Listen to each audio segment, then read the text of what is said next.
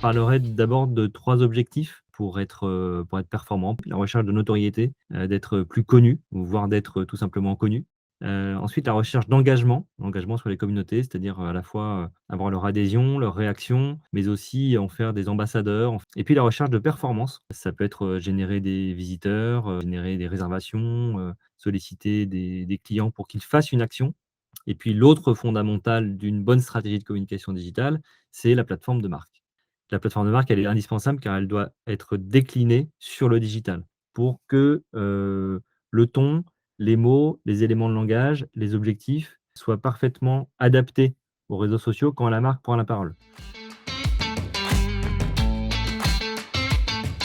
Je dirais que ces compétences, reposent aujourd'hui sur 5 piliers. C'est quelqu'un qui a une stratégie éditoriale en tête. Il a une vision complète de ce qu'il doit raconter sur la marque pour que ce soit, intéressant, engageant et performant.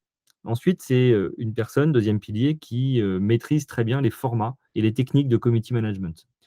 Le troisième pilier d'un community manager, c'est de maîtriser la stratégie des contenus. La stratégie des contenus, c'est l'illustration par la photo, la vidéo, les textes de ce qu'on va raconter sur les réseaux sociaux. Le quatrième levier que le community manager doit maîtriser, ce sont les publicités pour aller chercher de la conversion. Ensuite et dernier point, il y a les conversations. Donc discuter, converser, répondre aux questions. On doit absolument être disponible, réactif aux questions des utilisateurs, des clients.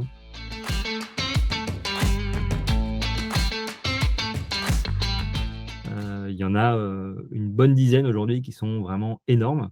Pour la plupart des acteurs, la plupart des professionnels du tourisme, 3 réseaux sociaux s'imposent vraiment aujourd'hui. Bien sûr, il y a Facebook qui reste, absolument incontournable, qui est, un mastodonte et reste un mastodonte indispensable à une visibilité professionnelle pour le tourisme aujourd'hui.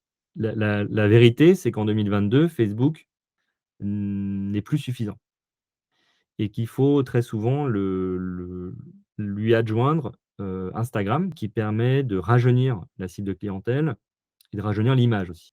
Donc c'est un duo aujourd'hui, on ne peut pas les séparer. Le troisième réseau social, c'est LinkedIn. LinkedIn s'est imposé en fait aux professionnels du tourisme, par, sa capacité à faire savoir ce qu'on fait. Il est essentiel de se dire que LinkedIn est une vitrine aujourd'hui pour les entreprises, de la marque employeur jusqu'à, le bien-être des équipes en passant par la politique RSE. C'est indispensable aujourd'hui d'être sur LinkedIn pour, pour valoriser ce qu'on fait.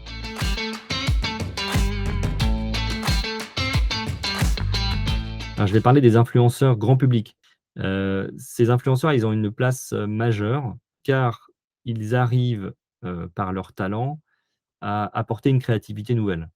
Et à l'heure des algorithmes de plus en plus complexes et d'une bataille de l'attention, il faut être extrêmement créatif pour être visible dans les fils d'actualité, être visible sur les réseaux sociaux.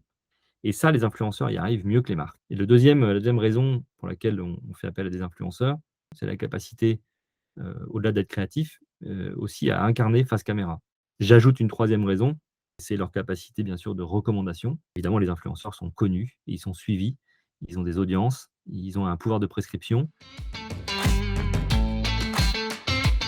On se retrouve avec un empilement des bonnes pratiques de contenu.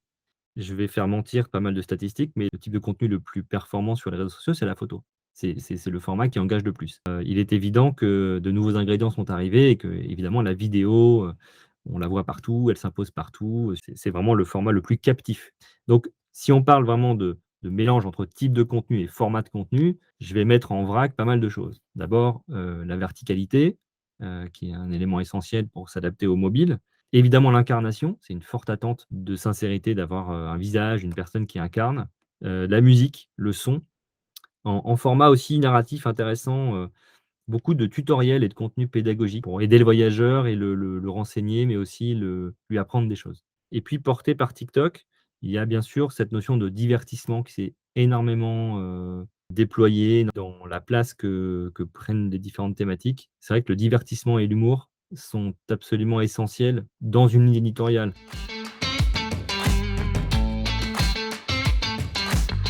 La réponse est oui, il y a beaucoup d'offices de tourisme qui sont très performants sur les réseaux sociaux, quelle que soit leur taille. Il est surtout question de créativité aujourd'hui. Évidemment, c'est pas la même chose entre un CRT et un petit office, de rural, mais il y a des offices de tourisme petits, qui ont des petites équipes, qui sont extrêmement bien classés, par exemple, dans nos baromètres. et qui arrivent aujourd'hui à animer, une page Facebook, un compte Instagram, sans aucun souci. Le duo Facebook-Instagram pour un petit office de tourisme, ça marche très bien et de nombreux acteurs s'en sortent, extrêmement bien avec parfois 4-5 personnes seulement dans leur équipe au total.